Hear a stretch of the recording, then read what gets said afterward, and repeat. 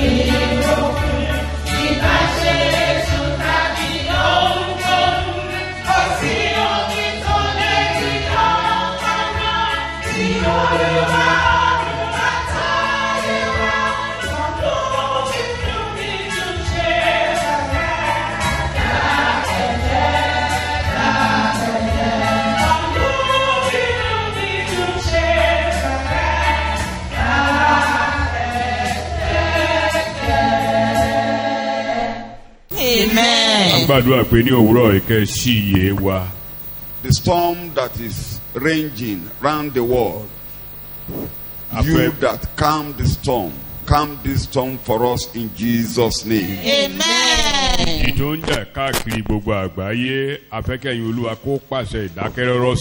And calm the storm in the life of individuals. Listen to this message. Amen. You are the same yesterday, today, and forever. Let this storm be calm in Jesus' name. Amen. Amen. Amen. Àkòrí ẹ̀kọ́ wa. Our topic. Mo mú nínú àròyé tàbí àdúrà tí Jeremiah ń gbà. I took it from the lamentation or prayer of Jeremiah. Jeremiah orí ìkẹtàdínlógún nígbà tí chapter 17. àwọn Júù ń sọ̀rọ̀ òdì lòdì sí. When the Jews spoke contrariwise to him, ó ń sọ̀rọ̀ Ọlọ́run fún wọn. he was preaching to them. òun náà wá bọ́ sínú ìjì àtakò. Oh, there was a stiff opposition against him and his message. nínú àwọn àròyé tó ń ṣe. And among these complaints, ibẹ̀ ni èdè kan ti mú mi láyà tó wọnú ẹ̀kọ́ yìí lọ. a particular statement came up there that led to this message. Jeremiah orí ìkẹtàdínlógún ẹsẹ̀ ìkẹtàdínlógún. Jeremiah 17. ní New Living Translation ni mo ti máa mú èdè yẹn. New Living Translation. mo pe àkórí ẹ̀ ní Your Only Hope in the Day of Disaster. Ìrètí rẹ nìkan ṣoṣo ní àkókò ìjàmbá tàbí ewu. kákúkú sọ pé Ọlọ́run Jésù olùgbàlà òun nìkan ni ìrètí ayé tàbí ìrètí rẹ ní àkókò wàhálà. Or can we precisely say that Jesus Christ is your only hope in the time of disaster or trouble? ẹ bá ka Jeremiah 17:17. Lord, don't terrorize me. bẹ́ẹ̀ni. You alone are my hope in the day of disaster. bẹ́ẹ̀ni. Má ṣe di ìbẹ̀rù fún mi. bẹ́ẹ̀ni. Ìwọ ni ìrètí mi ní ọjọ́ ibi. ìwọ nìkan ìrètí mi ní ọjọ́ kẹ́ni. You alone is my hope in time of evil or in the day of mi ò ní lọ evil. sínú àròyé Jeremiah níbẹ̀ yẹn. I will not go in detail to his complaint. tó dúró níwájú Ọlọ́run tó ń sọ. But as a point he emphasized. ó ní wọ before God. Ọlọ́run ò lè dáyà já mi. He said, ó you dáyà já mi. God, you cannot frighten me. Terror. You cannot be a terror to me. ó dáyà já mi. ó dẹ́rù bà mí. ó gbógun tì mí. You cannot wage war against me or terrorize ìgbà me. tó o ti gbógun tì mí. Once you are not ìwọ nìkan terrorizing ní me, ìrètí mi ní you ọjọ́ alone wàhálà. is my hope in the day of evil. ẹ fi sọ́kàn o. Put it in your bí heart. Ọlọ́run ò bá bá wa jà ẹnìkan ò lè bá wa If jà o. God is not against you, is not fighting against you, no one can fight ìgbẹ́kẹ̀lé against you Jeremiah and nìyẹn. succeed. gbogbo ayé lòdì sí. The whole world was against him. You are not a terror to me. God, you are not a terror You to can me. never be a terror to O me. lè ṣerú bà mí. You can never be a terror to me. You cannot disturb me. You can't trouble me. Since you don't trouble O me, lè yọ mí you are lẹ́nu. my own. Don't let the waves be ranging. You are my only hope in the days of terror. Nígbà ìgbà tó yẹ pé ìwọ Ọlọ́run ò gbógun tì mí, bí ìjì ti ẹ̀jà jù bẹ́ẹ̀ lọ, ìwọ ni ìrètí mi. So mo wá ń bá yín sọ̀rọ̀. I'm talking to you. Pàtàkì kókó tó gbọ́dọ̀ wọnú ọkàn yín tẹ́ ẹ gbọ́dọ̀ gbà láàyè ni pé ẹ jẹ́ kí Ọlọ́run jẹ́ ààbò yín kọ́lọ́run má bá yín jà kọ́lọ́run má dojú ìjà kọ yín. The important thing is for you to settle your fight between you and God, so that God will not be against you, and for Him to be your hope. So Ọlọ́run á wá jẹ́ ìrètí rẹ nìkan ṣoṣo ní ọjọ́ wàhálà. Then God alone will be your hope in the day of jẹ́ kó jẹ́ disaster. ìrètí rẹ o lọ́jọ́ wàhálà Let yìí Him o. be your hope in the day of Jẹ́ kí n bẹ̀rẹ̀ báyìí. disaster. Let me start like this. Pétérù kejì orí ìkejì ẹsẹ̀ kẹsàn-án. Ọlọ́run mọ̀ bí a ṣe ń yọ àwọn olódodo nígbà tí ìjì bá ń jà tí wàhálà bá ń bá ayé ẹsẹ̀ kẹsàn-án. Ẹbẹ̀ ní ẹsẹ̀ karùn-ún kó lè yí àwọn tó ń gbọ́ mi dáadáa. Tí ó sọ àwọn ìlú Sódómù Gòmórà di eérú. Nígbà tọ́lọ́run fúnra rẹ̀ ń bá ayé jà ló sọ Sódómù àti Gòmórà di eérú Bíbélì rẹ̀ ń Nígbà kà. tó fi ìfọ́ àfọ́bàjẹ́ dá wọn lẹ́bi. Máa ka both English and Yoruba. And he condemned to ruin and extinction the cities of Sodom and Gomorrah, Yes. reducing them to ashes, and thus set them forth as an example to those who would be ungodly. You are reading. Tí ó sì fi wọ́n ṣe àpẹẹrẹ fún àwọn tí yóò jẹ́ aláìwà bí Ọlọ́run. Ó sì yọ Lọ́ọ̀tì olóòótọ́ ẹni tí ìwà wọ̀bì àwọn ènìyàn búburú Even bà when nínú jẹ́. when God was terrorizing and fighting Sodom and Gomorrah, God was still able to bring Lot out of that trouble. Ìgbà tí Ọlọ́run gan tiẹ̀ ń bínú sí Sódómù àti Gòmórà tó fẹ́ pa wọ́n run, síbẹ̀síbẹ̀ ó ní sùúrù, ó yọ Lọ́ọ̀tì àti ìdílé rẹ̀. Kí là ń wí? Kánípọ́lọ́hún ló ń bá gbogbo àgbáyé jà. Supposing God is fighting the entire universe. Ká ní coronavirus tó ń ṣẹlẹ̀ pọ́lọ́hún gan ló dá sáyé. Supposing it is God that has engineered this Ọlọ́run virus. mọ̀ sí o. God knows about it, Ṣùgbọ́n kì í ṣe Ọlọ́run ló ń ṣe. but it Ká is ní not pọ́ Ọlọ́run God. gan ló ń ṣe.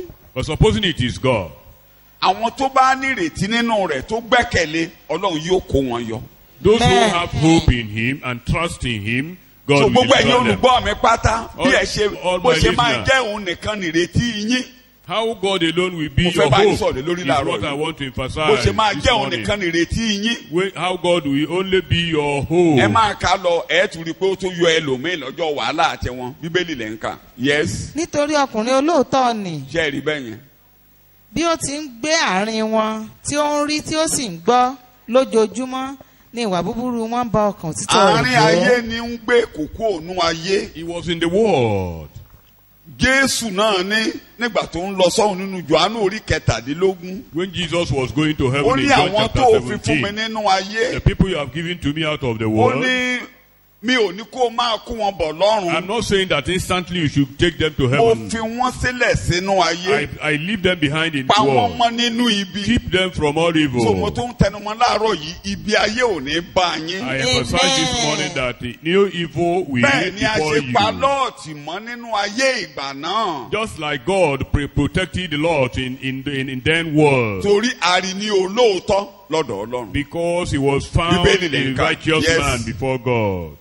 olúwa mọ̀ bí a ti yọ àwọn ẹni ìwà bí ọlọ́run kúrò nínú kókó ìdánwò yẹn nìyẹn Ọlọ́run mọ̀ bí a ṣe ń yọ àwọn tí ìgbé ayé wọn tó bá bá Ọlọ́run mu ìrònú wọn tó bá tọlọ́run mu tí wàhálà bá dé Ọlọ́run ló máa ń yọ wọn. God knows how to deliver those whose mind, whose lifestyle resembles that of God in time of trouble. so jẹ́ kí ìrònú rẹ ìgbé ayé rẹ ìrònú ọkàn rẹ kó bá tọlọ́run mu nínú ayé tá a wà lákòókò Let yìí. your thought, your mindset, and your behavior so be in kẹ́fọ́kàn alignment balẹ̀ with God. ó yọ nínú ewu tó ń jà nílùú yìí. amen wàhálà àkókò yìí ò ní dojú ìjà kọ. amen kókó márùn-ún ni mo ní mi ò ní sọ kókó márùn-ún láàárọ̀ ẹyọ kan ni mo máa sọ láàárọ̀ yìí. I will mention only one out of àwọn 5 points. àpẹẹrẹ ni màá máa fi ti kókó kankan lẹ́yìn tí mo bá ń sọ I will wọn. be backing it up with examples. níbẹ̀ yẹn wọ́n ló tún yọ Nóà. He delivered Noah ó yọ Nóà He delivered nígbà Noah. tọ́lọ́run fi ìkún omi bá ayé jà. when God fought the world Ọlọ́run with kan ló rán flood. ìkún omi sí ayé ó dẹ̀ kónú àyọ nígbà God náà. sent flood into the world, but he delivered Ọlọ́run mọ̀ bí a Noah. ṣe ń yọ olóòótọ́. God knows how to deliver the nínú righteous. wàhálà tó ń jà yìí Olúwa yóò kó ọ In yọ. this current problem, God will deliver you. jẹ́ ìlú àpẹẹrẹ kékeré kan kí n tó máa sọ kó kíì tí mo fẹ́ lò fún ẹ̀kọ́ yìí kọ́kọ́rọ́ kan wà ń bẹ̀ tí mo fẹ́ ká lò gan.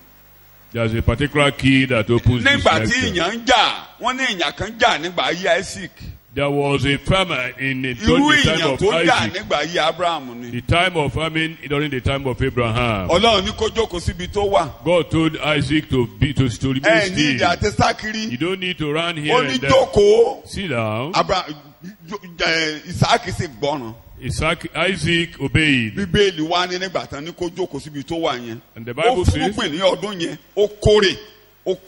he planted Genesis that year 26 and ni reaped. mò ń kà yẹn. In ṣùgbọ́n ẹ wá Genesis wò ó torí pé 26. ó gbọ́ràn ẹsẹ̀ kejìlá Because you ẹ̀ka ẹsẹ̀ obeyed. kejìlá péré. Verse 12. Genesis 26 ẹsẹ̀ kejìlá péré. Genesis 26 verse a ò 12. ní lè ka gbogbo ẹsẹ̀. nígbà Yes. náà ni ìsákì fúrúgbìn ní ilẹ̀ náà ó Then fúrúgbìn ní Isaac ilẹ̀ sowed náà. seed in that land. ó sì rí ọ̀rọ̀ ọ̀run mú lé ọdún ní náà àkókò received in the èèyàn same year 100 torí ó times. gbọ́ tolúwa ní àkókò èèyàn tí gbogbo ayé ò ní nǹkan He kan obeyed God òun during the time fúrúgbìn of famine. He ebi ò planted. pa á. He was not hungry.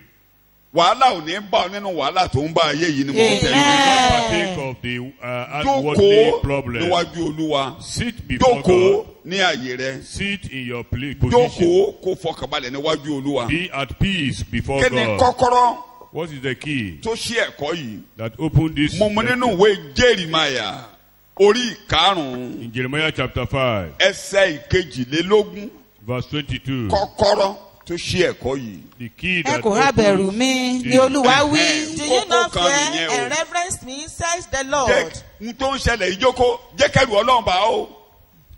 fear God alone. tí president nations ń sá káàkiri tọ́wọ́ wọn ò ká. Presidents of nations are incapacitated. bá They ní kí don't n know sọ what to lọ́dẹ do. Yorùbá gbogbo olórí gbogbo ń tọ̀ bára ọwọ́ wọn ò ká oníkálukú ń sá kìjokìjo káàkiri. All leaders are fidgeting. They don't know what to wọn ò mọ do. nǹkan tó yẹ kán ṣe. They don't know what to do. ó yẹ kí wọn náà bẹ̀rù You should be afraid. ọwọ́ dọ́tọ̀ ò ká Doctors are not capable of ọwọ́ taming it. nọ́ọ̀sìsì ò ká. Nurses cannot tame it. mo ń gbọ́ tí àwọn kan tí ó yẹ òye There are some wọ́n ní kàn pé people, babaláwo sí kàn jẹ́ kàn lo oògùn babaláwo. they conduct sacrifice even in some places in Osun here. Ọba kan sọ mò ń kàwọn náà sọ pé kàn jẹ́ kàn lo ewé kàn fi ewé ja A kàn lo particular ewé king said sẹ́lẹ̀ he should be confronted with charm, with herbs. bí èdè tí mò ń lò fọmọ kan tèmi ẹjọ ń bọ̀ mo ní ilé ayé kéré o. I said, Àwòláyé I tóbi told o. someone when we were coming that this world is a very global place. Mo ní ẹnìkan wúkọ́ Somebody ó coughed sí ní China and sneezed in China. ikọ́ yẹn kárí gbogbo ayé àti sísí ẹ̀ ó kárí And gbogbo that ayé. sneezing and coughing, Àbí àìsàn tó coughing ṣẹlẹ̀ yìí ó bẹ̀rẹ̀ pẹ̀lú sísí àti ikọ́. translated from China up Àbí to bẹ́ẹ̀ all kọ́? over the world. Wọ́n á sí wọ́n á wúkọ́. You sneeze So and wọ́n you sí cough. ẹni yẹn sí ó Somebody wúkọ́ did it in China. ó dẹ̀ kárí gbogbo ayé And it is pátápátá. spread all over the world. Ibi tí ayé kéré mọ́ nìyẹn. The world is very, Ibi very yẹn dẹ̀ wá is a gbogbo village. ayé mi sá káàkiri And báyìí the whole world is running oníkàlùkù helter mi tilẹ̀kùn skelter. mọ́ yàrá. Some people are Eh. confined in their rooms. Ọmọ kẹ́kọ̀ọ́ lónìí níjọ́sí. Somebody sang Olúwa the song. ní ààbò wa. The Lord is our Yá. refuge and our power currently. Is our help in time of storm. He alone is glorified. Kí ẹ̀mí ẹ̀rín kan tó pa mí I laughed. ni pé gbogbo ibi tí a tilẹ̀kùn mọ́ ṣé coronavirus ò lè débẹ̀. Everywhere that Wọ́n ní kò have gbanú been afẹ́fẹ́ padlocked, tó bá wá gbanú there is afẹ́fẹ́ no ńkọ́. place he cannot get to. Supposing he Tó bá wá passes gbanú through the afẹ́fẹ́ air, ńkọ́. supposing it becomes Mo a ti ẹ̀ ń kàròyìn kan airborne lánàá. disease.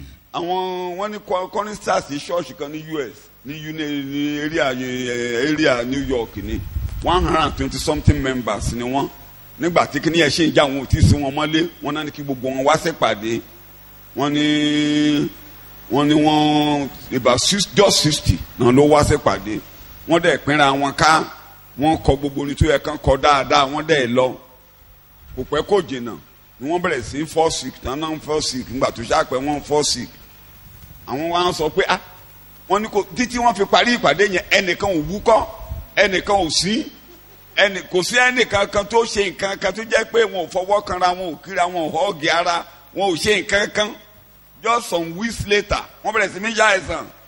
That the church met about 60 of them and nothing happened to many of the members Bẹ́ẹ̀ throughout their service. kò lè wọnú afẹ́fẹ́. Few weeks after that, the afẹ́fẹ́ disease spread here and there. tó bá tilẹ̀kùn sí yàrá tó bá wọ yàrá wá bá ní kọ́. If you are locked in and the disease comes in to meet you, what will you do? May God not fight us. Fear God.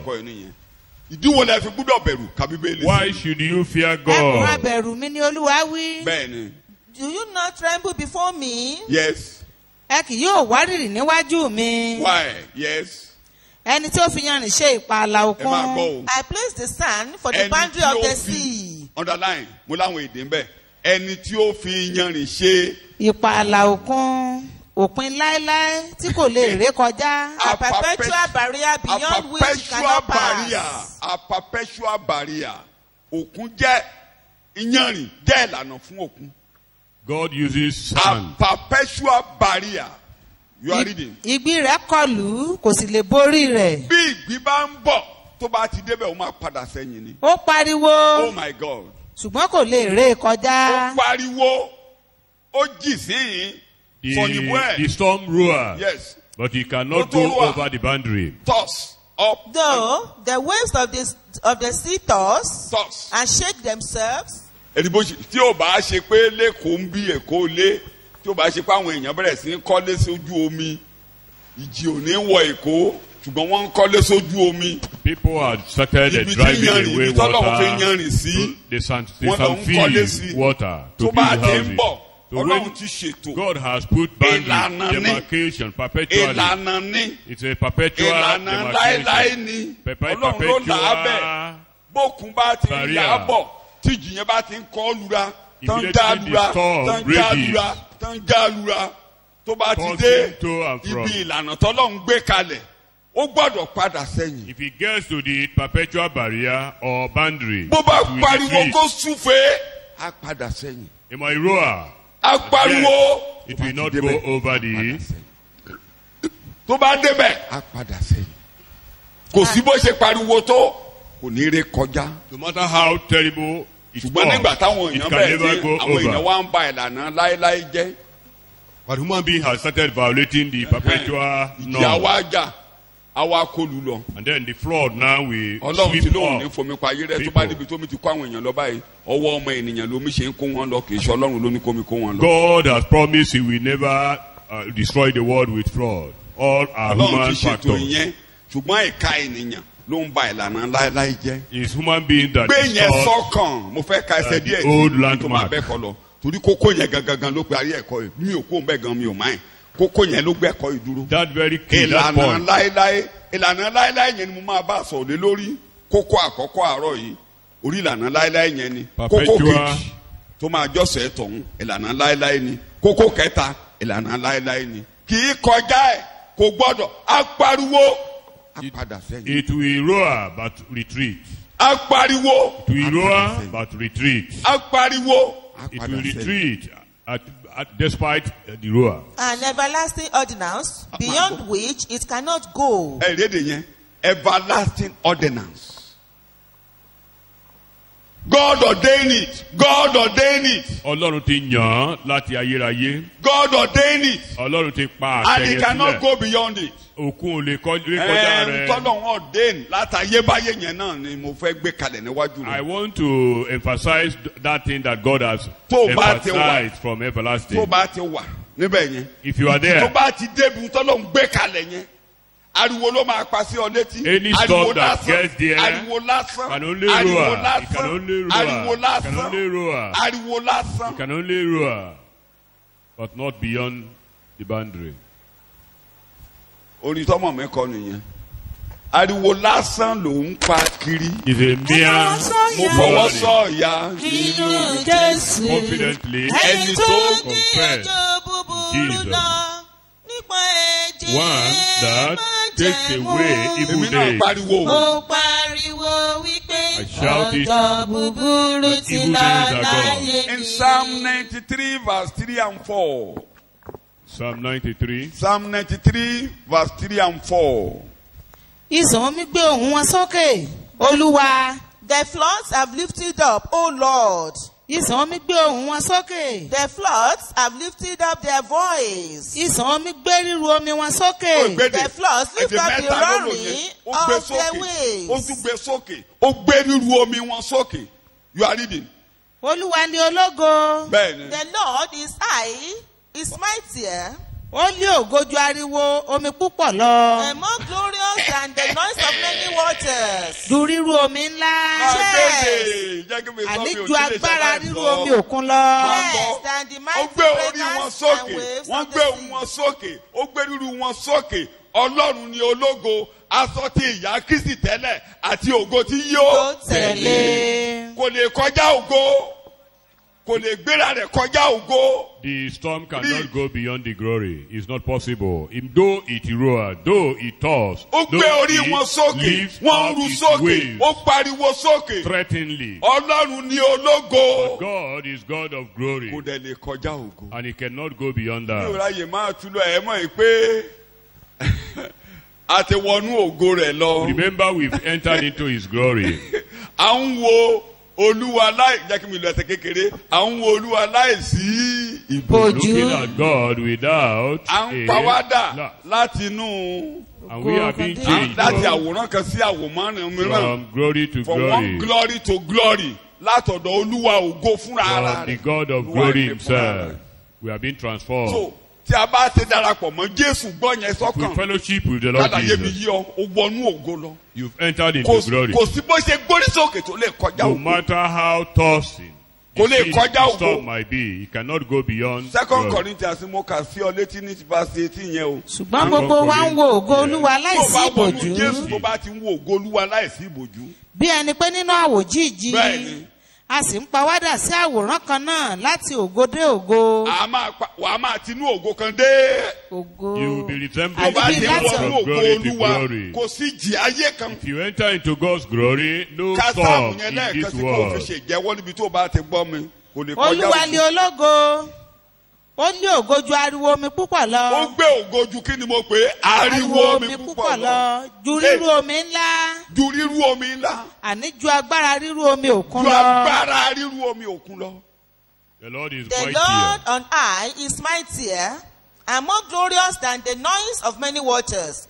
Yes, than the mighty breakers and waves of the sea. Ẹlòmíì ò mọ̀ tí ẹni mo máa ń ṣàlàyé. Gbogbo tẹ́ bá ti kà ní Bíbélì pátápátá. Ó wà lórí ikú Jésù àti ògo tí yóò tẹ̀lé. All the scriptures center on Padà the sẹ́sẹ̀ death kẹta. Mo fẹ́ and kí the gbogbo wa glory fi of ṣe ìjẹ́wọ́ níbi Jesus. tẹ́ bá ti ń gbọ́ mi. Verse Ìsàn 3, I omi want gbé us to ohùn wọn confess sókè. Máa to wí the bẹ́ẹ̀. The Lord. floods have Ìsàn lifted omi up, gbé O òun wọn Lord. sókè. Máa wí bẹ́ẹ̀. Olúwa. Lord, Olúwa. Ìsàn omi gbé ohùn wọn sókè. Ìsàn omi gbé òun wọn The sókè. The nínú floods ayé have o. lifted up their voice. Ìsàn omi gbé ríru omi wọn sókè. Wọ́n gbé The ríru omi floods sókè lift nínú up the ayé báyìí roaring o. of their waves. Olúwa ni ológo. Ìwọ Olúwa The ni Lord on ológo. high is mightier. Ó ní ògo ju ariwo omi púpọ̀ lọ. Ó gbé ògo rẹ̀ ga ju ariwo omi Than the púpọ̀ lọ. noise of many waters. Ju ríru omi ńlá. Ju ríru omi Yes, ńlá. than the mighty Àní ju breakers agbára ríru omi Ju òkun agbára lọ. ríru omi. and waves of the sea. Nítorí náà, ó dá ògo rẹ̀ bo Jésù. Ó gbé ògo yẹn sí àwa ẹni ìgbàlà lára. You Nítorí ornament náà, ògo Jesus tó o gbé with wọ̀ wá, glory. ó ju ríru omi lọ, ó ju ríru omi ńlá lọ. Afẹ́fẹ́ ornament àti Jesus ìjì with glory, àti èrè mightier gbọ́. than waves. Dákẹ́jẹ́, ìbáṣe ìbínú rírọ̀kùn, ìbáṣe èṣù tàbí ọgọ́rùn-ún, kò sí omi tó lẹ́rí ọgọ́rùn-ún tí Olúwa ọ̀run àtayé wá. Wọn yóò fínú dídùn ṣe fẹ́rẹ́. Dákẹ́jẹ́, dákẹ́jẹ́, wọn yóò fínú dídùn ṣe fẹ́rẹ́. Dákẹ́jẹ́. Mo bá ti ń ṣẹ̀kọ́ yìí lọ mi ò lè parí ẹ̀ léni màá máa fi àpẹẹrẹ ti fún wa àti àwọn ẹsẹ̀ Bíbélì. I'll continually back Ṣùgbọ́n ìwọ ni kò fọkàn ẹ teaching balẹ̀. with examples. Fọkàn ẹ balẹ̀. Be at rest. Wọnú ògo yẹn là ń bá ọ sọ Enter láwọn. into the glory.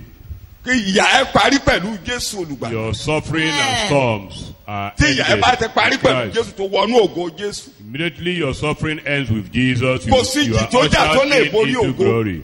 No storm Kò can lè prevent kọjá the ògo, kò lè glory. kọjá ògo. It cannot Kò lè go kọjá beyond the ògo glory. láéláé, It kò lè cannot kọjá go ògo. beyond the glory. Ó lè má jèjì coronavirus ni ó ń ṣe tiẹ̀ There lè might jẹ́ be ìjì míì. other waves different Tọ́ndẹ̀ from tí ojú gbogbo coronavirus. orílẹ̀-èdè tí ọmọdé pẹ̀lú ìjì tó ń jà ọ́. Olúwa ni ológo fúnra The ara Lord rẹ̀. is mightier than Ó gbórí wọn everything. sókè máa The tẹnu Lord mọ́ is gbórí on wọn sókè high. máa tẹnu mọ́ máa sọ fún máa sọ fún báyìí pé o lè kọjá ògo o lè kọjá Always ògo o confess lè to your kọjá ògo problem o lè that borí ògo they o lè cannot borí ògo go o lè beyond borí glory. ògo They o cannot lè go borí beyond ògo the boundaries. tó kò ní borí rẹ ni mò ń sọ. It will not prevail upon you. Ìlànà láéláé Everlasting, perpetual principle. ìlànà láéláé Perpetual principle. ṣáájú ìpilẹ̀ṣẹ̀ ayé láti fi ọ̀dọ́ àgùntàn ṣe ẹbọ fún wa tí ń ṣe Jésù. Before the foundation of the world, the ẹ̀rí Lamb had been Revelation chapter 13 crucified. verse 8 ẹ̀ máa ka ọ̀dọ́ àgùntàn tí a fi rúbọ ṣáájú kí ni mo pé. The Ìpilẹ̀ṣẹ̀ Lamb that ayé. was crucified or killed before the A ṣẹ̀ṣẹ̀ wá foundation fi of the hàn world. nísìnyí. But manifested at Ọlọ́run that ẹni ní time. ìgbà púpọ̀ God in sundry tó ti times, pa àwọn wòlíì báwọn bàbá wa he sọ̀rọ̀ through a prophet ní spoke ìkẹyìn to our ọjọ́ sundry times. tó ti pàṣẹ àwọn wòlíì báwọn bàbá wa sọ̀rọ̀. Through the prophets have Ó spoken to wá our ti ìkẹyìn fathers. ọjọ́ ìbá wa sọ̀rọ̀ nípasẹ̀ ọmọ At rẹ̀ this end time he has spoken to ẹni us tí through ń his ṣe son, ìtànṣán ògo rẹ̀ who is the brightness of his glory àwòrán ti ká lára and the rẹ̀ express pàápàá image of tó God ní himself. ìlànà láéláé A perpetual ordinance. òun ni Ọlọ́run ògo He is the God of glory. òun ló dá ògo rẹ̀ bò He wá. ornaments us with his So glory. tí a bá ti wọnú Jésù And when we olùgbàlà enter into Jesus tí í ṣe Christ, ògo Ọlọ́run fúnra ara who is the rẹ̀ glory of tí í God, ṣe àwòrán Ọlọ́run fúnra who ara is the express rẹ̀ image of kò God, sí ìjì omi òkun tó lè borí ayé no yìí. storm can prevail upon us. Wọ́n á máa ru sókè náà They ni will bubble. ẹgbẹ̀rún coronavirus ò ní borí ayé yín. 10,000 coronaviruses will not ìjìkíjì tó kù prevail kó máa upon jà you. yí yín ká kò ní borí ayé No yín. matter the storm you are passing through, Mo they ní will kò not ní borí prevail. ayé yín. They will not prevail. kókó kékeré tí a wò láàárọ̀ yìí. Mo yá èdè yẹn lò Jeremiah chapter 17 Jeremiah verse 10. 17 Nígbà tí Jeremiah ń sọ̀rọ̀ bí ọkàn ọmọ ènìyàn ṣe rí. when Jeremiah was Pé talking Ọlọ́run máa about lọ sí orísun ìṣòro. how Òun ló lè wánú ọkàn rí pátápátá. that is only God that can search out The the heart message of gbé man. èdè kan tó mú mi lọ́kàn púpọ̀ púpọ̀. God will get to the heart and the root of all things and treat them as they really are. Jeremiah chapter 17 verse 10. I repeat. èmi olúwa ní wá àwárí ọkàn ènìyàn. Àmúbọ̀, God will get to the heart and the root of all things and treat them as they are. Ọlọ́run á lọ sí orísun rẹ̀, kókó ọkàn rẹ̀, á lọ sí gbòǹgbò gbogbo nǹkan pátápátá, á sì rí wípé òun dì pẹ̀lú ẹ̀, òun fọ bí bó ṣe rí gan lòun ṣe máa dì pẹ̀lú ẹ̀, bó ṣe rí gẹ́lẹ́ lòun ṣe máa dì pẹ̀lú rẹ̀. Ọ̀rọ̀ ọkàn ènìyàn ní Jeremiah ń sọ níbẹ̀, ṣùgbọ́n mo kàn yá èdè yẹn lò. Jeremiah is pointing to the structure of the heart of man. You are reading, you can read it. The message, verse 10. But I, God, searched the earth Yes, and examined the mind. yes. I get to the heart of the human. I get to the heart of the woman. Yes. I get to the root of things. The root of things. I treat them as they really are. I treat them as they really are. Not as they pretend to be. Not the pretension. Not as they pretend to We be. have a deception in the heart of man. Sọ yóò God bá ẹ̀. understands Mo yá èdè everything. yẹn lò ní ọ̀rọ̀ ọkàn yẹn là ń sọ. We're talking about the Okay, heart ènìyàn of man. kún fún ẹ̀tàn ju Bẹ́ẹ̀ni. ohun gbogbo lọ. Bẹ́ẹ̀ni, ó sì burú jáì ta ni ó lè mọ̀ ọ́. bẹ́ẹ̀ni, èmi olúwa ní wá àwárí ọkàn ènìyàn. bẹ́ẹ̀ni, èmi ní dán inú wò. bẹ́ẹ̀ni. àní láti fi fún olúkúlùkù gẹ́gẹ́ bí ọ̀nà rẹ̀ Bẹ́ẹ̀ bá tún àti wo gẹ́gẹ́ bí ní èso iṣẹ́ rẹ̀. bẹ́ẹ̀ bá tún wo ní the Living Bible, òun náà tún ṣàlàyé. Òun náà ṣàlàyé. The Living Bible Wọ́n á is lọ síbi 28 tó wà also. gangan bó ṣe rí gẹ́lẹ̀.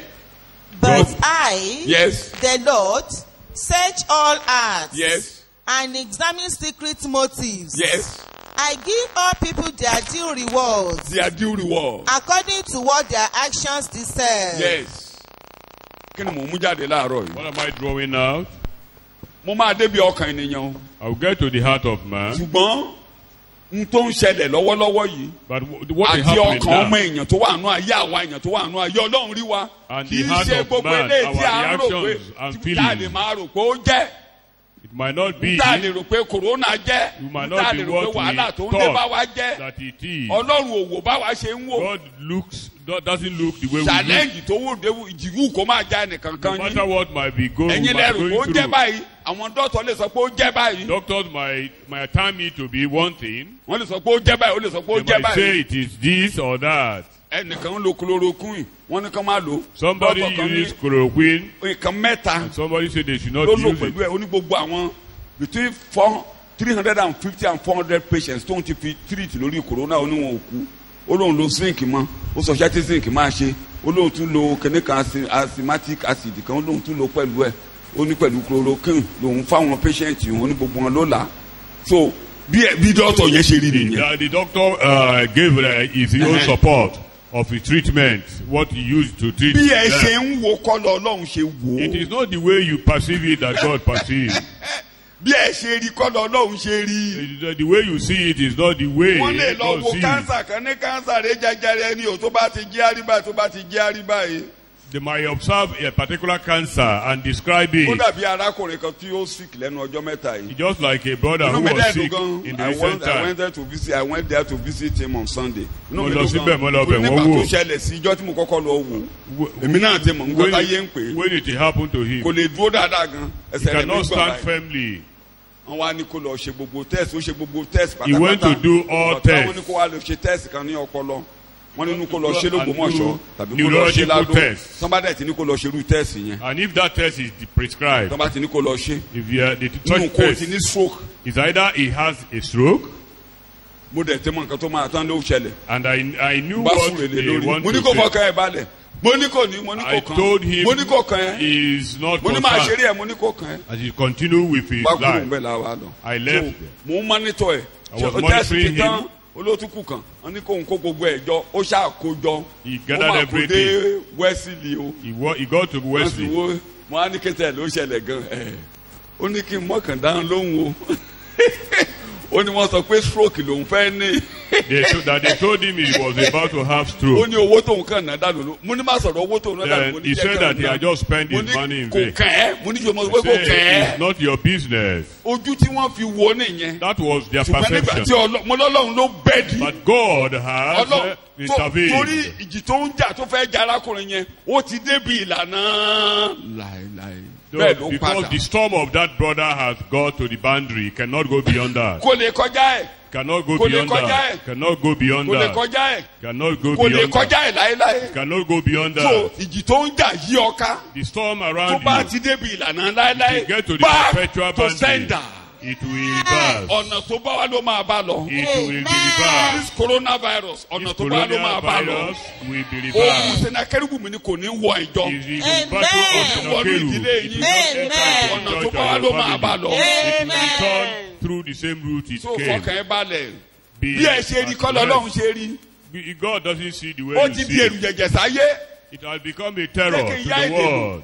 ẹ̀yin ọmọ ọlọ́run ni mò ń bá sọ̀rọ̀ kẹ́ gbọ́ mi Talking to you children ẹ of má God. pè nǹkan tí àwọn ènìyàn ń pè ní ìmùlẹ̀ ní ìmùlẹ̀ Call not what people call confederacy, confederacy. fẹ́. Ẹ má bá wọn Don't ní ìmùlẹ̀. exaggerate it, don't paint it, don't mystify àtàlókè lọ ẹ it. má pè wọ́n ní ìmùlẹ̀ Don't mystify ẹ it. yọ ẹnìkan ní kẹ́ ẹ yà sí mímọ́ It's nínú ọkàn only yín one God, our God Ẹ that jẹ́ kó you jẹ́ should ẹ̀rù yín. consecrate in your ohun heart. tí ayé ń Let gbé it be your jẹjẹjẹjẹjẹjẹ fear. má bá wọn gbé Don't think that jẹjẹjẹjẹjẹ the world is You are not part of the mystified. world. You are not part of the bàbá world. ló gbàdúrà ó ní mò ń gbàdúrà fún àwọn tó fún mi láti ẹnu ayé Jesus said, I am praying for Ó ní those kì í who ṣe àwọn give it to me méjìlá out ẹnìkan of ni the mò ń world, gbàdúrà not for the ó ní world. mò ń gbàdúrà fún àwọn tó máa gbà mí gbọ́ He nípasẹ̀ ọ̀rọ̀ is wọn praying for those who will believe Mo me jẹ́ through kan. their word. Mo jẹ́ I am kan. one of them. ọ̀rọ̀ Jòhánù ọ̀rọ̀ bàbá Pétérù The àwọn word of ọ̀rọ̀ Peter, bàbá the Pọ́ọ̀lù ló gbé mi apostles, ró Paul, mo that gbàgbọ́ nípasẹ̀ I ọ̀rọ̀ wọn believe through their mo jẹ́ preaching. kan lára wọn ó So I láwọn am one wọ̀nyí of ni them. mò ń gbàdúrà fún I am praying, Jesus said, I'm praying for them. bá mi bójú tó wọn Take care of them.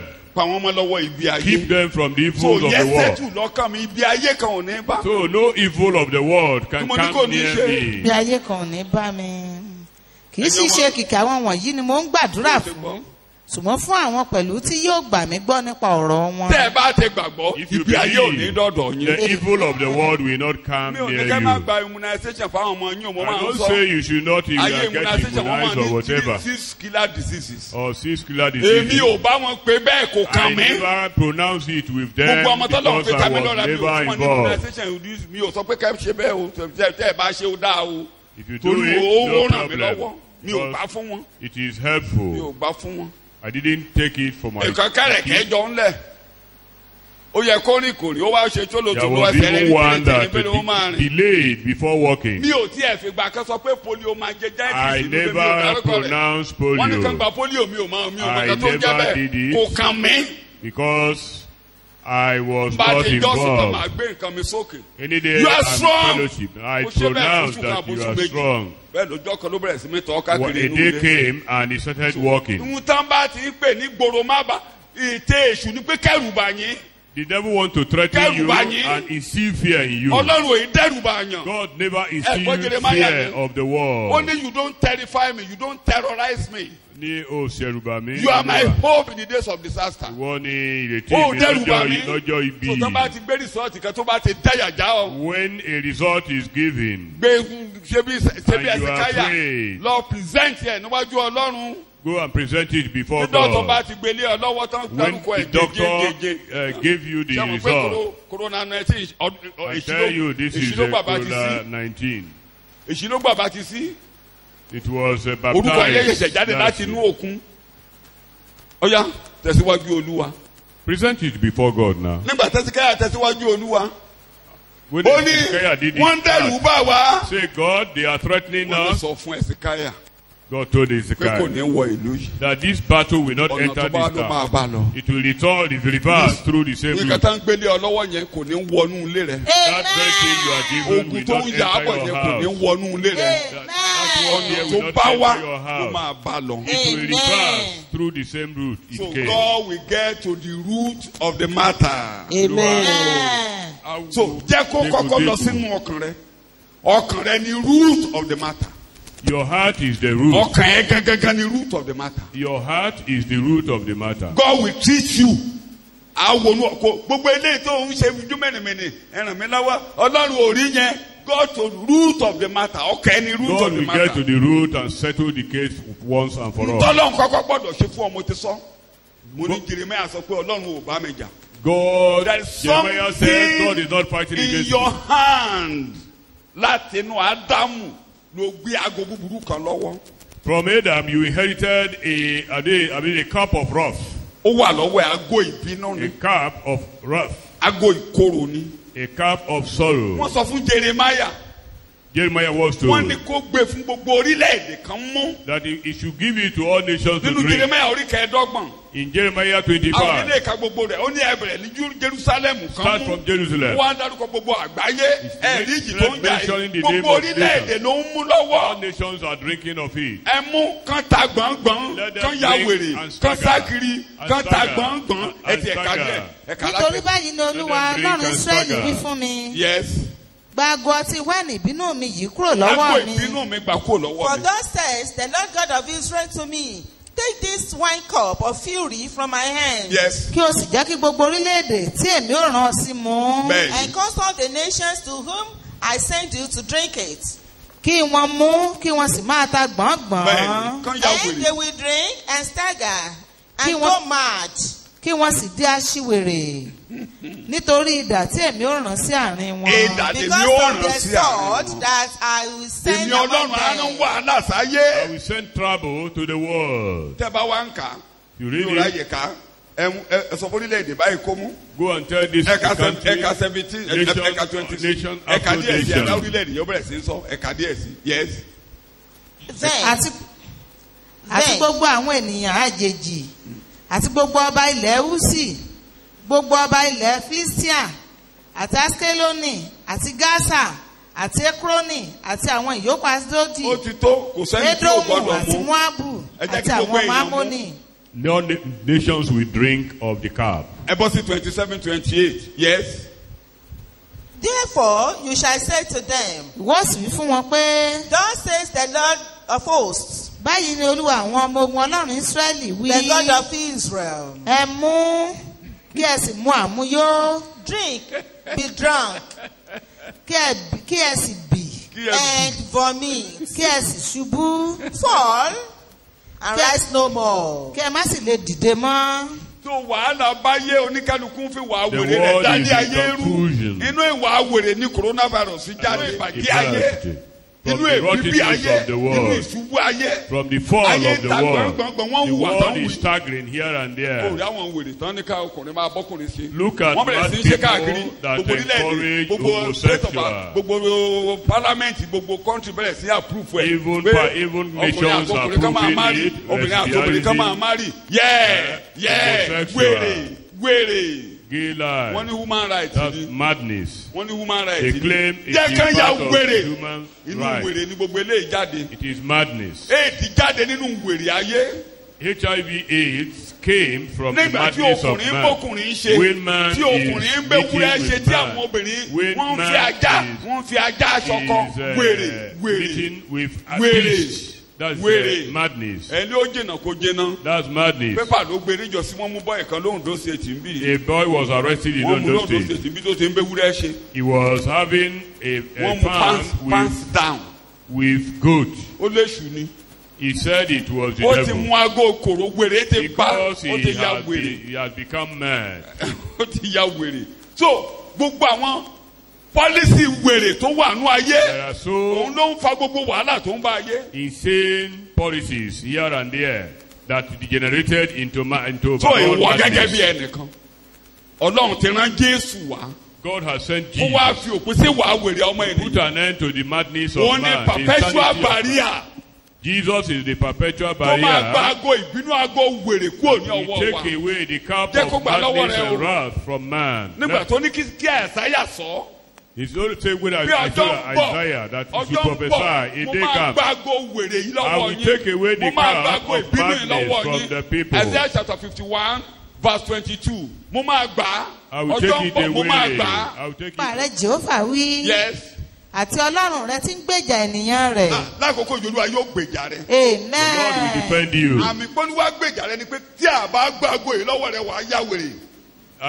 ọ̀gọ̀rọ̀ ló máa bá coronavirus If the cup is not taken away from you, you will run jẹ́ ká mad. gba ago lọ́wọ́ rẹ. You continue to misbehave. Ọlọ́run ń bínú God is angry torí ayé ya wèrè. because the world is ìwà mad. wèrè wa ló mú àhùwà ìbàjẹ́ tó Our káàkiri ayé tó ń dalẹ̀ insanity ayé rú. makes us to misbehave. Ẹ̀rí ẹ̀tàn tó wà lórílẹ̀‐èdè tiwa ẹ̀tàn wọn a máa irọ́ Look at deception in tí a rí our báyìí town, wọn a máa in sọ fún our wa pé kò country. rí bẹ́ẹ̀ wọn a máa purọ́ fún wa lójúkojú báyìí. Things that are so obvious, they Irọ́ deny gbogbo pátá. its existence. tó bẹ́ẹ̀ tó yẹ pé àwọn ọmọ Nàìjíríà gan sọ Minister of Information ní Mr. Liar. They've converted the name of the Minister of Information to Mr. Liar. àwọn presidential post àwọn spin doctors tó ń bá a sọ̀rọ̀ wọ́n á máa purọ́ fún wa báyìí bẹ́ẹ̀ ni pé ṣe ni gbogbo orí wa ti kú. They Wèrè wèrè continually wèrè tell us lies, wèrè bogus wèrè lies. wèrè Madness, that's madness. wèrè. That's madness. àwọn ìwà wèrè ń da gbogbo ayé rú. Mad insanity is ìwọ ni kò disrupting fọkàn balẹ̀ o. distorting the program wọ́n ti of the gbé gbogbo world. yín sátìmọ́lé báyìí o. Many of you are technically wọ́n gbé yín confined gbogbo now. sátìmọ́lé mi sọ fọlúwa ní tèmi o. You are mo ní tí òun rán wọn technically níṣẹ́. Lord, I'm asking tó o bá God, ti rán wọn. are you the one that sent ṣé him? wọ́n ti ìjọ mọ́lé ká má kéde. Should the church be confined wọ́n from ní ìwọ tó ní kí evangelizing? Pétérù àti Jòhánù lọ máa kéde You láyé. that took John wàá and mú Peter, jọ jáde. and John to go and preach, wọ́n ì tilẹ̀kùn you will mọ́. release the church. wọ́n ì tilẹ̀kùn mọ́. Nobody can lock you ẹnìkan ì up. tilẹ̀kùn Nobody mọ́. can lock you up. tí òun rán wọn níṣẹ́ kẹ́tì wàá mọ́lé ni. Nobody, Wọ́n ti are tì í you mọ́lé báyìí. supporting our technical tí confinement? ìtìmọ́lé ìtọ́lọ́wọ̀ bá dá sí ẹ̀ rí ibi tó máa tinú ìtìmọ́lé jáde. If God doesn't intervene, you kìkì will ewu see ọkàn more rẹ̀ evil. kìkì kí ni mo pé ibi. The heart of man is full of evil. jẹ́ ká gba ago ìkorò lọ́wọ́ ìwọ Let nìkan this tó very kó bá cup sọ̀rọ̀. of sorrow be Tí a taken bá ti away gbà from lọ́wọ́ you. rẹ, If it's taken ibi ò away, ní bá ọ láyé. no evil can ò befall ní you. ya wèrè. Amen. ó lé mi yóò gbà á lọ́wọ́ yín. I will take it ẹ̀yin ò away ní from mú you. mọ́. You will no more drink it. ìlànà wo ló ṣe gbà á? How? nígbà tí Jésù lórí igi When àgbélé. Jesus got to the èyí ni cross, ọkùnrin say, náà. this is the man. èyí ni ọkùnrin This náà. is the man. agbádé ẹ̀gúnlẹ̀ lórí. He was crowned with thorns. This is the man. This is the man. The man. The man. The man. The representative of all human. This is the man. Aṣojú gbogbo tó ẹ̀dá. olùyà ń rèé ẹlẹ́ṣẹ̀ ń rèé ẹ̀ṣẹ̀ ń rèé sinner, ohun tó ń jẹ́ ẹ̀ṣẹ̀ rèé This is bẹ́ẹ̀ ni sin. wọ́n gbádé ẹ̀gúnlẹ̀ lórí. And they crowned him with thorns. When you reach chapter 19, you will enjoy the beautiful work of redemption there. At the end of the day, At the end, kí la yé máa ń fún yàn. what do you think the world gave? ó lóun gbẹ́ngbẹ́ mi. He was wọ́n lọ thirsty. gbé ago ìkorò. And they gave ago him ìbínú yẹn. vineyard. They gave Wọ́n him gbélé the lọ́wọ́. cup of anger. bó ṣe gbà tó mú báyìí ló parí. When he took it, ó ní mú ago ìkorò mọ́. Amen. cup of sorrow again. perpetual barrier. ìlànà láéláé. tí a bá ti gba ago ìkorò lọ́wọ́ rẹ. If the cup of sorrow is taken away from tí a bá you, ti gbà lọ́wọ́ rẹ. if that cup of bitterness is taken away Jésù from you, ìgbàlà tó dìbò báyìí. the holding on to ìjì tó bá ń Jesus, jà bọ̀. every tó storm, bá ti dénú Jésù if it ìgbàlà ó gets máa to padà Jesus, sẹ́yìn. it will reverse. mo ti ṣẹ̀kọ́ kan fún ẹ̀yìn ọmọ Ọlọ́run rí. There was a mo lecture ní wòlíì against tí kò us sómi. that the prophet Kí ló had jà nínú omi injection nígbà náà? inside the Ìjì. sea. ìjì ń jà. There was wọ́n a làágùn. storm. wọn They ò ní máa ṣe were máa ṣe. struggling. bẹ́ẹ̀ ni wòlíì kò sómi. Then the wòlíì prophet nìkan gbé ń sómi. ordered Jésù them sínú to ìjì throw ayé him rẹ̀. into the water. gbé Jésù sínú ìyà ayé rẹ̀ ó ní wòlíì náà. Throw ó ní wòlíì Jesus náà. into the òun ló storm lè of dá your ìjì dúró. life. He is the prophet bó ṣe wọnú that ìjì will báyìí. calm your storm. ìjì dákẹ́. Immediately he entered into the àwọn storm. ìgbọ̀nù ayé tirẹ̀ There o was tó ń jà yìí stillness. yóò dákẹ́ o. Amen. Invite him into your own storm. He is the perpetual barrier. An end will come to òun the ni storm. lànà láéláé. òun ni lànà láéláé. inú gbogbo ohun tó lòdì sí wa orí ẹ̀ la parí ẹ̀ All sí. that we are a against fi us, ṣẹ̀ṣẹ̀. we a are fi ṣẹ̀gún. accomplished on him. It a was fi made ṣẹ̀ṣẹ̀. sin. a fi It ṣẹ̀gún. was made curse. It was Bẹ́ẹ̀ni. made sin. a fi ẹ̀ṣẹ̀ sí lára. Sin was so imprinted mọ́ on him. mi ò ní rárá mi Processed lọ́wọ́. I yóò cannot gba help ẹrù ẹ̀ṣẹ̀ kúrò ní myself. orí rẹ. And he will take Yóò it. gba ẹrù ẹ̀ṣẹ̀ kúrò ní orí rẹ. Ó mọ mi ò ní làágùn jìnnà. Ẹ máa bá mi nínú ọ̀gọ̀rọ̀ ẹ̀kọ́ níjọ́ iwájú. Jẹ́ kí n mú eléyìí lábẹ́rẹ́. Jẹ́ ká kọ́ ní ìlàyà. Be circumcised in the heart. Jẹ́ orísun nìyẹn. That's the source. The root of coronavirus. The root of coronavirus. Ago ìkorò, ago ìbínú. Àwọn aláìkọlà tó wà nínú ayé. The uncircumcised are victims of coronavirus. Ló ń da ilé ayé rú aláìkọlà ẹni. The uncircumcised that disrupt, distort the flow of things in the world. In all the storms in the world.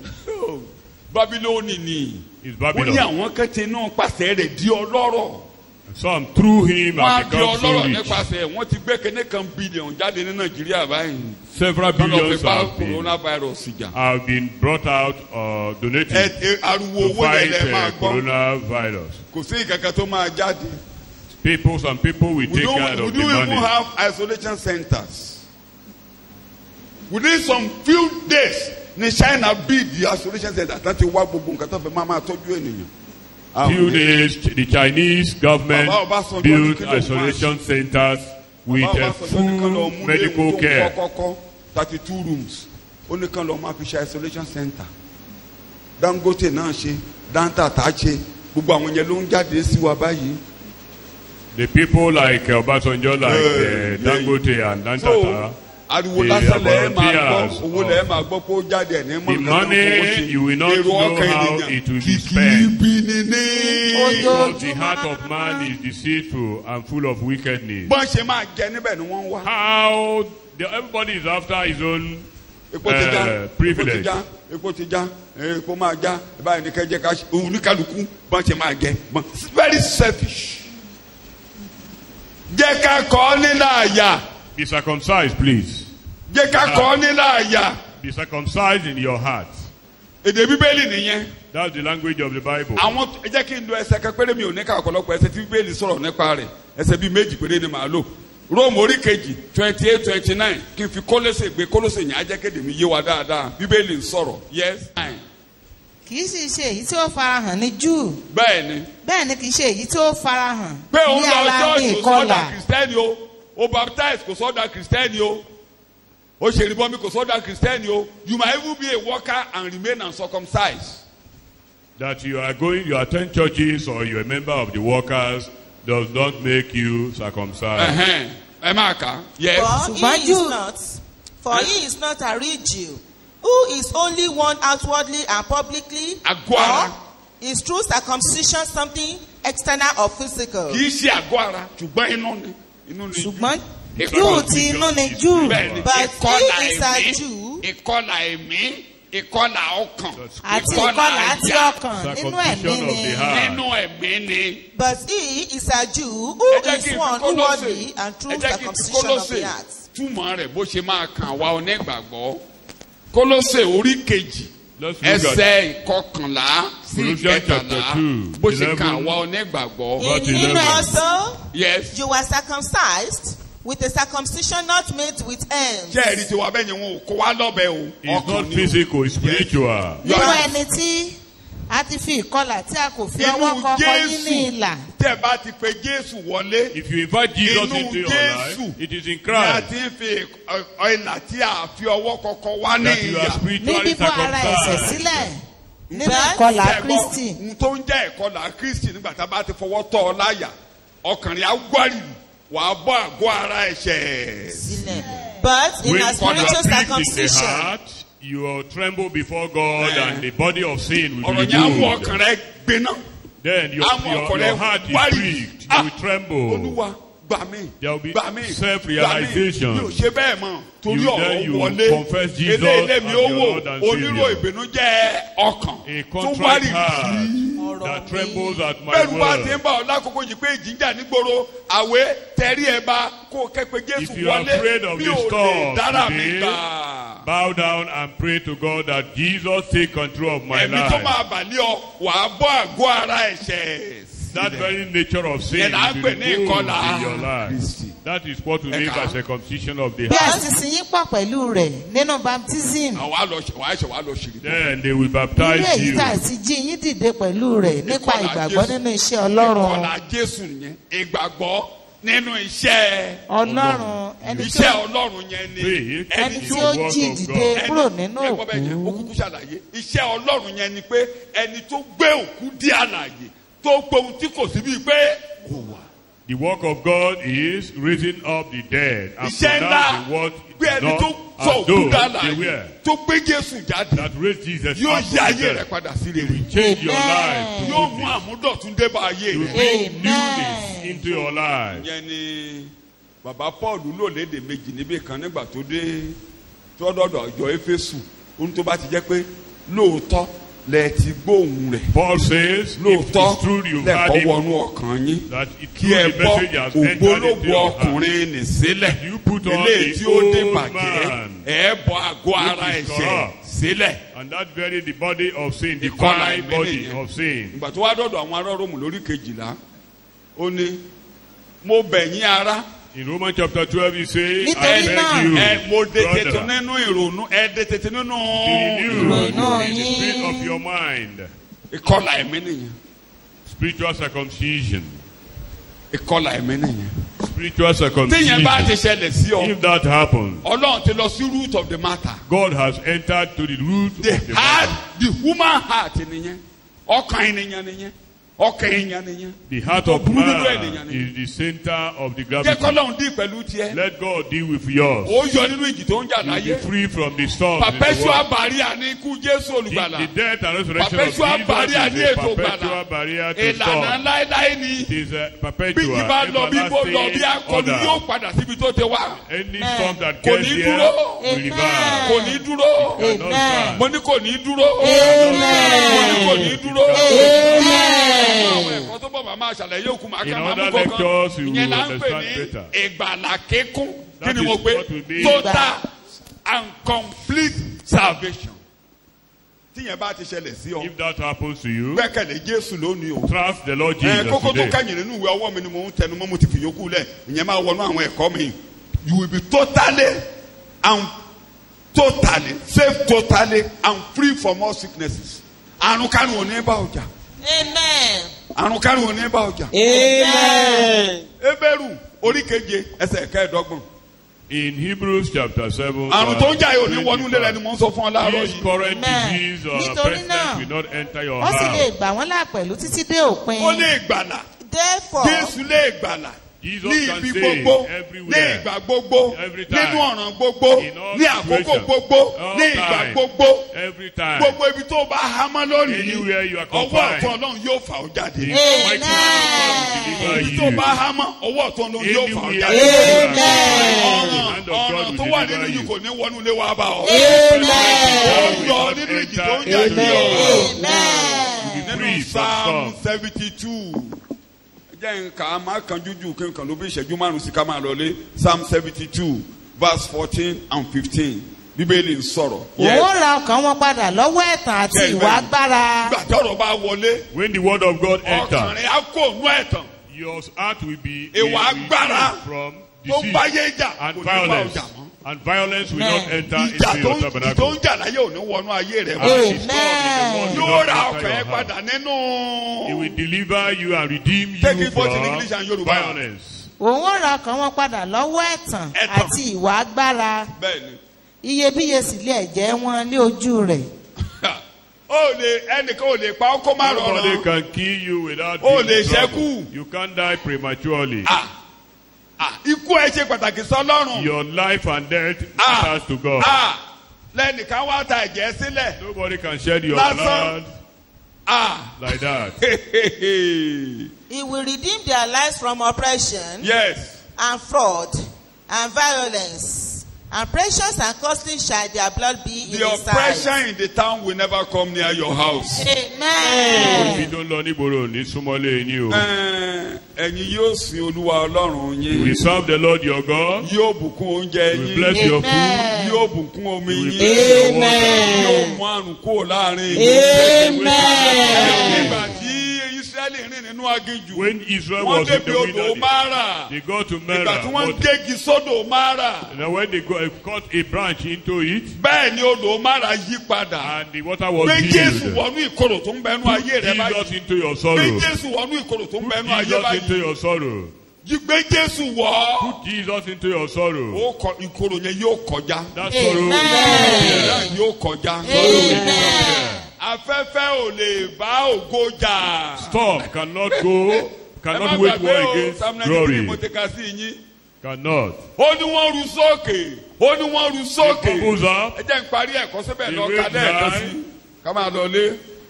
ẹ pàdé mi níjọ́ mẹ́jọ lágbára By Ọlọ́run. the special grace Bíbélì of sọ̀rọ̀. God next Yes. week. ìsàn omi gbé ohùn wọn sókè. èsàn omi gbé òun wọn sókè. olúwa Olúwa ìsàn omi gbé ohùn wọn èsàn omi gbé sókè. òun wọn sókè. ìsàn omi gbé ríru omi wọn ó gbé nínú omi sókè. wọn sókè. olúwa ni ológo. Olúwa ni ológo. ó ní ògo ju ariwo omi púpọ̀ ó ní lọ. ògo ju kí ni mo pè é. ariwo omi púpọ̀ lọ. ó ní ògo ju ju ògo ríru yẹn omi ni. He ńlá. has more glory. àlejò agbára ríru omi Sọ̀yìnbó òkun ẹ̀ lọ. sáwọn tó ń gbóyìnbó kí n tó parí ẹ̀kọ́ sọ̀yìnbó ẹ̀ sọ̀yìnbó ẹ̀ sọ̀yìnbó ẹ̀ sọ̀yìnbó ẹ̀. The floods have lifted up. They can lift their self. They Oh can lift. Lord, the floods have lifted up their voice. Let them lift it up. The floods lift up the roaring of their wings. Let them lift up their wings. The Lord on high is mightier and more glorious than the noise of many waters. Yes. Yes, than the mighty breakers and waves of the sea. Jésù ti jìyà. Jesus Ó has wọnú ògo. suffered and he entered into Ògo glory. yẹn ló dàlù wá. That glory has Tí been wọn náà bá bestowed ti wo upon us. Jésù nínú ìwé mímọ́. If we keep A on máa looking pa ọ́dà into láti Jesus ògo dé ògo. in the scriptures, you'll be So transformed from ríru glory omi to kan ò lè glory. kọjá ògo. No storm can go Kò beyond lágbára glory. láti borí He has ògo no Olúwa power mọ́lẹ̀. to prevail upon the Ìlànà glory of láéláé. God. It is an Akọni perpetual tó sọ fún alẹ́ ordinance. kankan tó máa lọ lé afẹ́fẹ́ àti jìgbà tí. When the storm Ìbá ṣe ìbínú rí lọ́kùn, ìbá ṣe èṣù tàbí orúkọ rí, kò sí omi tó lè rí ọkọ̀ náà tí Olúwa ọ̀run àtayé wá. Wọn yóò fi dídùn ṣe fẹ́rẹ̀ dákẹ́jẹ́. Wọn yóò fi dídùn ṣe fẹ́rẹ̀ dákẹ́jẹ́. Tẹ̀rí ẹ̀ bá. bow down your head. Tẹ̀rí ẹ̀ bá. Tó ń jà yóò wọlé kò lè wọlé wá bá mi. Kò ní kàn mí. Will not enter my house. Oníjì tó ń jà. Perpetual ìlànà láéláé ni. Báwọn pé ń tán pè ní ìmùlẹ̀ ní ìmùlẹ̀. Lord, we don't join them to Bẹ́ẹ̀ni call ó bá wá. what we call confederacy, Bẹ́ẹ̀ni confederacy. wo bàbá ò Neither jáyà. are we afraid of what is going on in the world. Ìwọ ní ìrètí wa ní ọjọ́ You are ìbí. our hope in time of Ó bá disaster. wa jà. You are not fighting Ó ti against gbá us. àgọ́ ìkorò lọ́wọ́ wa. You have taken away the cup of Ó sorrow kà from wá us. máa yé. And we are not numbered ìdí among ayé ò ní the bá world. wa. So the storm of the world Gbogbo eléyìí tó ń ru sókè wọ́n ń ru sókè. All the Ìlànà public ways. láéláé wà. A ti kàn án máa gbélébù. There are A sì òkú perpetual- rẹ̀ ojíǹde láti wọnú You ògo. have been crucified and Ó rolled dẹ̀ ti to súré lé glory. ìjọ rẹ̀ lórí. And you have blessed your church. Gbogbo àwọn tó ń gbanú ìjì kọjá All tó that ń are gbọ́ ọ̀rọ̀ passing mi. through storms that Gbogbo hurt ìjì your náà world. kó dákẹ́ jẹ́. Let all the storms be Ohun tó still. wù kẹ́ máa là kọjá No matter ní what you are orúkọ passing Jésù through. kó dákẹ́ jẹ́. I command the Gbogbo storms to be atẹ́gùn tó ń fẹ́ tó ṣọwọ́ All òdì the kó dákẹ́ waves jẹ́. contrary, let them to be Ọ̀nà tí still. coronavirus bá wà ló máa bá lọ. To reverse. Àyìn tí ọmọdé bàbá. Nobody can confine Mo you. fẹjọ́ sùn ọmọ ni wọ́n fẹ́ ti ìrere mọ́lé. Say the A ò Bible gbà. confine the gospel. Àti ká yọ̀ǹda ni. A ò gbà. Ìjọ ò gbà. Ìjọ ò gbà. Ìjọ ò gbà. Ìjọ ò gbà. Ìjọ ò gbà. Ìjọ ò gbà. Ìjọ ò gbà. Ìjọ ò gbà. Ìjọ ò gbà. Ṣé nínú agbára ńlá rẹ̀? Ilẹ̀kùn máa ṣí fúnra ara rẹ̀. Ilẹ̀kùn máa ṣí fúnra ara rẹ̀. Ìtàn fẹ́ dè wá kó já. Kó já. Ó là. Pray. Kógo jẹ́ tọ́lọ́run. To be glorified. Ní orúkọ Jésù mo gbàdúrà. Ìyàmí kò kanlẹ̀ dáadáa. God bless you. Amen. You send it to the church account or you give it to those who are in charge of offering. The batin collect here. Account church. The number has been sent to you and you know it. So send it to the church account at First Bank. 200. I repeat, 256-55-124. First Bank of Nigeria. Tún bí a bá ṣe ń kọrin bẹ́ẹ̀ là á máa ju ọrẹ wa sílẹ̀.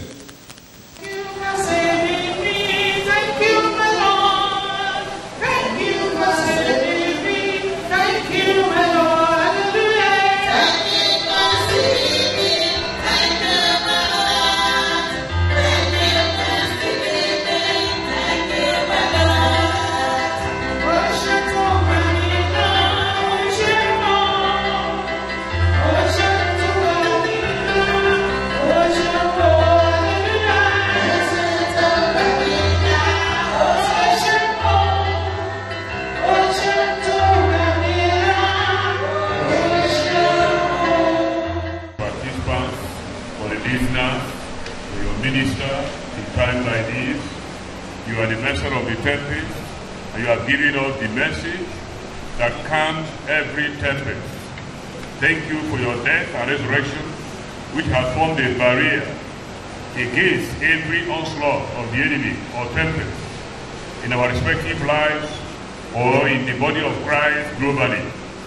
Thank you, Lord, because Jesus paid it all, and He is the master of the tempest that has commanded stillness into our storm. I pray for our thanks in Jesus' name.